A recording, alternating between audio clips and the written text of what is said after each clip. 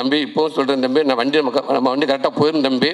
ஒரு வேலை போயிட்டு இப்போ ஒரு அட்ரஸ் கேட்கும்போது சொல்லுவாங்களே, பைபாஸில் போங்க, ரைட்டில் ஒரு ஒத்தையடி பாதை வரும், அதுக்குள்ளே போய்கிட்டே இருங்க. கொஞ்சம் பயமாக தான் இருக்கும், கொஞ்சம் மோசமான பாதை தான். தள்ளி போயிட்டு ஒரு ஸ்ட்ரீட் லைட் வரும், அங்கே ஆளுங்க நிற்பாங்க, அதை கேட்டு ஓடிடுங்க அப்படின்னு சொல்லுவாங்க. அந்த மாதிரி அந்த மெயின் ரோட்டில் போயிட்டு ரைட்டு திரும்பி அந்த அட்ரஸ் சொல்லிவிட்டவர் எங்கள் அண்ணன் வெற்றிமாறனே, நான் இதுவரை கூட்டி வந்துட்டேன், இதுக்கப்புறம் நீ ஓடிடுற அப்படின்ட்டாரு. போய்கிட்டே இருக்க மோசமான பாதையாக தான் இருக்குன்னு நினைக்கிறேன். ஆனால் அதை தாண்டி நீங்கள் டக்குன்னு அந்த பயம் கொடுக்காம எனக்கு அடுத்தடுத்து சப்போர்ட் பண்ணி தள்ளி விட்டுக்கிட்டே இருக்கீங்க. ஒருவேளை அந்த ஸ்ட்ரீட் லைட்டில் திரும்பி பார்த்து அங்கிட்டு எவன் ஆள் இல்லை, அங்கே லைட்டு கிட்ட ஆஃப் ஆயிடுச்சுனால் திரும்பி திட்டு திட்டு திட்டு திட்டு ஓடியாருவனே.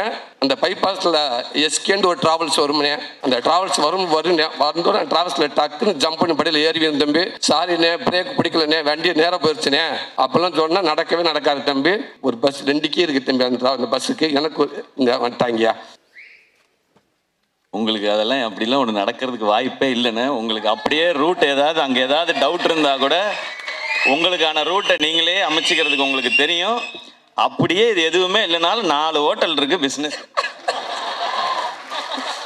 அந்த 4 ஹோட்டல் 40 ஹோட்டல் ஆக்குங்க தம்பி.